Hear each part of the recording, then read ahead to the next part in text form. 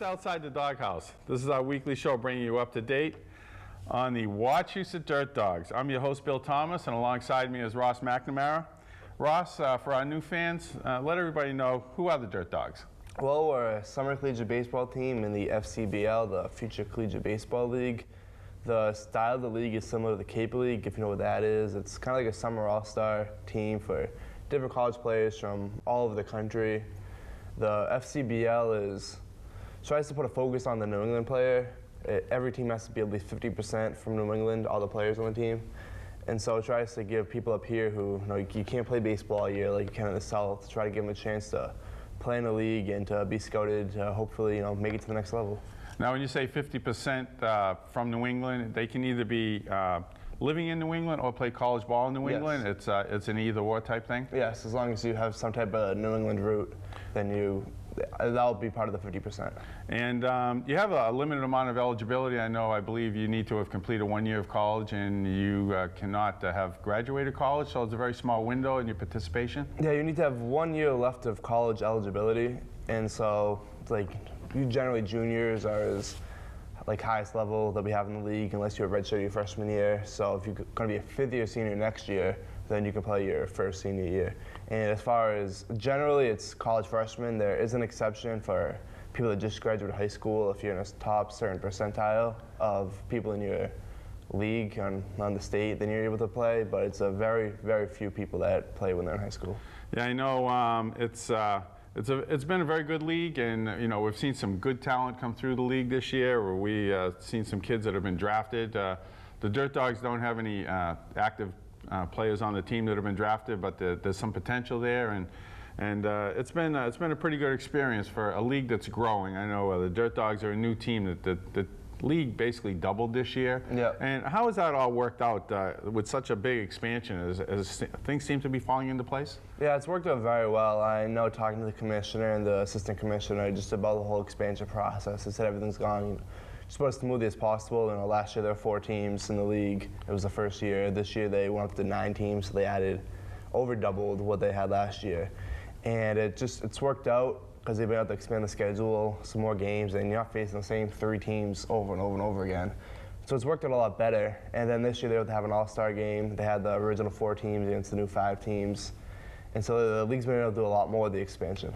Yeah, talking about the All-Star game, we attended that. We had a couple of our own players involved in the All-Star game. Brian Menduke and Shane Ketty both held themselves well up there. Shane went 1 for 2, and Brian got his 2 outs. And it was a very good turnout up there. And to see the level of competition in the All-Star game, we saw that there's some really good talent in the league. Yeah, the game went really well. A lot of our players on the team went up there too to support their teammates, and it was a fun night. It was a fireworks show after the game. There was a hitting contest before the game, and earlier on in the day, there were scouts there. They had a little scouting combine as they watched them do different skills, and it was a fun overall day.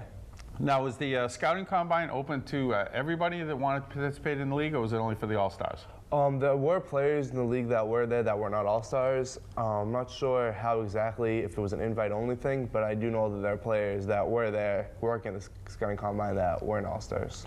Looking at what we accomplished over the past week with the Dirt Dawgs, we only had 2 games this week, and unfortunately we didn't get any wins this week, but the kids are still battling. And what do you see, to bring us up to speed on how the 2 games went this week, and what do you see for the last 2 weeks of the season? Yeah, well, with the All-Star game, it was a short week. We're only scheduled to have 3 games. We were supposed to have one on Wednesday, the 25th.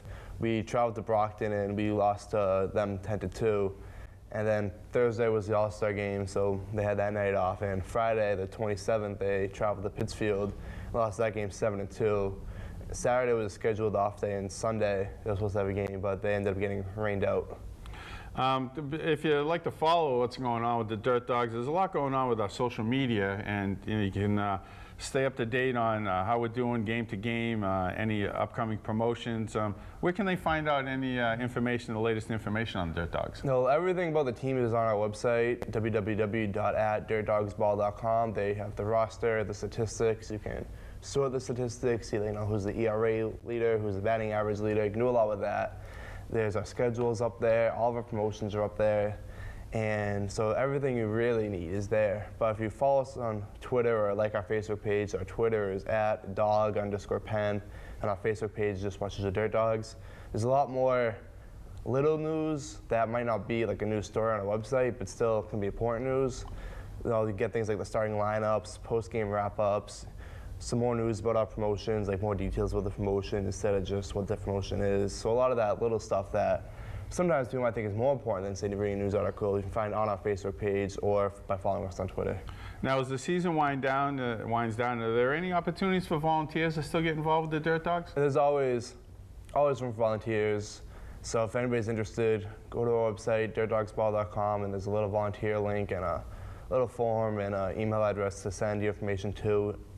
We just have volunteers sometimes on the school board, doing different things and helping out with us. So if you are interested or you know someone that might be interested, contact us or have them contact us so we can definitely put you to work. Coming up this week, I know we have a stretch of away games up until the weekend, but what do we have coming up this weekend, Ross? This weekend we have a doubleheader. It's the Festival of Fun on Saturday.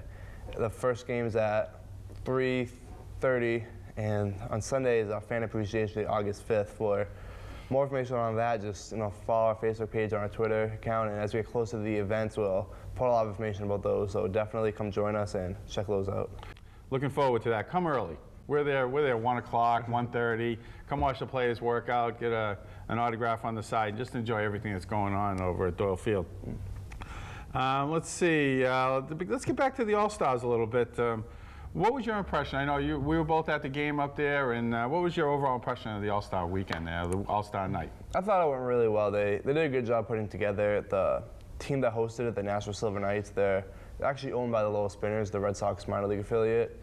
And so they had a lot of resources to use because of that, and they did a very good job hosting it and putting it on. There was a good turnout, and their team happened to be in first place in the league, and so they had a lot of players on the team, so a lot of the Nashville fans were there to support the people they were rooting for all season. So it helped to increase the turnout by hosting it there, and it was a fun game. Menduke was scheduled to only to get 2 outs because they get all the pitchers in, and so he might have faced 10 batters, only gone 2 outs and given up 4 or 5 runs, but instead first batter he faced was just a pop-up to foul ground, and the second batter was a weak line drive for an out, and faces 2 batters, and that was it. But it was much better to see him out there for a short time than a long time, because that means he got the job done. Yeah, when the manager went out there to take him out of the game, you would have thought that they just won the final game of the championship. All the players come out of the dugout, high-fiving him. He went out there, he did his job, he represented the Dirt Dawgs very well. It was really nice to see. It was a good accomplishment on his part, especially facing All-Stars. You never know what to expect. All-Stars on All-Stars, there's always a winner and a loser in those individual battles, but it was nice to see Brian come out on top against those 2 batters. He did a great job. And also, Shane got 2 at-bats, and he got a single his first up, and it was nice to see him. His second at-bat, I think he flied out, but it was nice to see him get the bat on the ball and go 1 for 2 also. Yeah, it was good to see him get in the game as well. He didn't start, so we weren't sure how much playing time he would get, but he did get in there and get a couple of bats, and he looked good out there. We almost had a third player in it, Jake Archie. He was involved in the pre-All-Star game fan voting, and finished a close second to Brad Elwood, but it's nice to see the fans was supporting him, and hopefully he'll get another opportunity. Yeah, he got like 8,000 votes, so thank you guys for voting for him. He put a good case for himself together. He, the week leading up to it, he ended up batting .545. He had 2 home runs, knocking 4 RBIs, so he made a good case for himself, but he didn't get in. But had he got in, I'm sure he would have done a good job. But Caddy and Menduke, who were there, they did a fantastic job representing us. And speaking of representing us, we have a couple of players here with us today, Ross. A couple of players from the pitching staff. To Ross's immediate right here, we have Isaac Sterman. And did I pronounce that right, Isaac? That's actually Sterman. Sterman, Isaac Sterman. Close enough. I should have been looking at my notes. Yeah, Isaac Sterman and Jeff Anderson. That's an easy one, Jeff. Yes. Welcome to the show, guys. Thank you. Thank you. Thanks for having us. Have you guys played in the summer collegiate ball? First, I'll go to you, Isaac. Have you played any summer collegiate ball up to this point, or is this your first experience? Well, this is my first year in summer ball, but before I was with the Dirt Dawgs, I was playing in the New England College Baseball League with the Danbury Westerners. So I've had some more experience than just 1 year. But looking at your bio a little bit, I see that you've played extensively in summer ball. You played for the Team Connecticut baseball team. You were the MVP. Was that like an AAU summer all-star team? It was a big AAU program, and we get a bunch of kids who will go to try out, and then the coach just select who they want for their team. We'll go to a bunch of different tournaments, and every year we end up doing pretty well. All right, this is the point where I'm going to embarrass you a little bit. You were you earned 3 letters at Williston, was school in Connecticut? It's actually in East Hampton, Massachusetts. Oh, East Hampton, Yep, Mass. yep. Prep school, I believe you were saying it is? Prep school, boarding school. You were Pitcher of the Year and an all-conference member. You earned some awards with Team Connecticut Baseball, earning the Golden Arm Award. Yes, That's pretty impressive sounding, Isaac. And National Tournament MVP, helping the TCB to the title. You also earned 4 letters for the Wildcats, the Williston Wildcats, and diving MVP and record holder, and also in water polo. Pretty well-rounded athlete there. How come we're not seeing you at the Olympics? Because there's too much training in the water for me. I was starting to get pruny hands, and it just interfered with my pitching, made my hands too soft, and I get blisters. So, baseball is my first love. So it's funny you should mention that about blisters, and that's always a problem when you're a pitcher, the grip on the ball, and too much time in the water, you couldn't toughen them up and keep those calluses? I tried, I did everything, but just in the end, I just had to pick one or the other. Not enough time for both. They're both pretty rigorous training, and I picked baseball. Jeff, let's get you involved in the conversation here.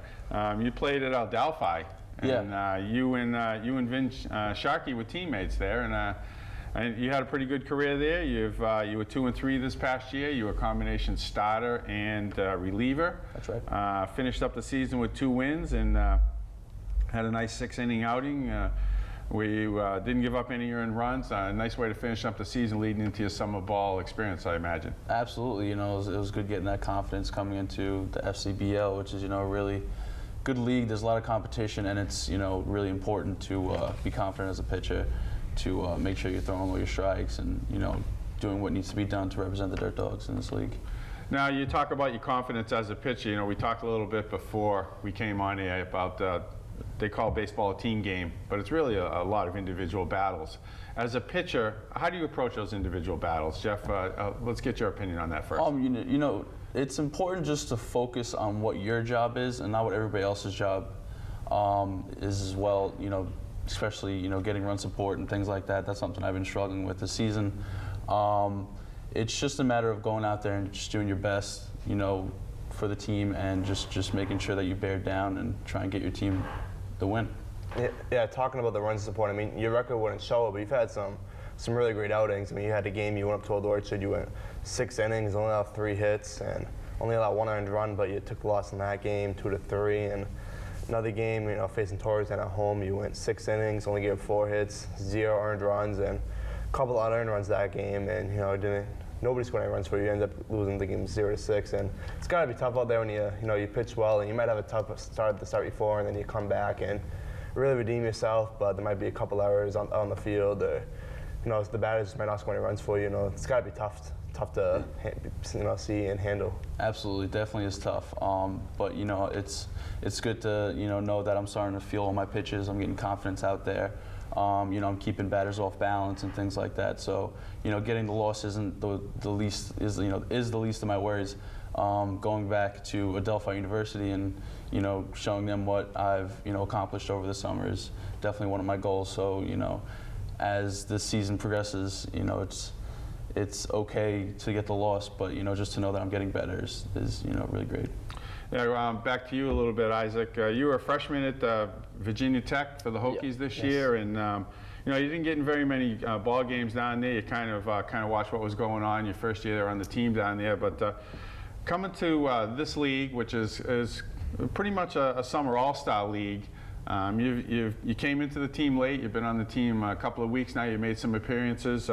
What is your first impression of the league and the caliber of play? The caliber of play is a really good caliber of play. I really like the league so far. It's been run pretty well.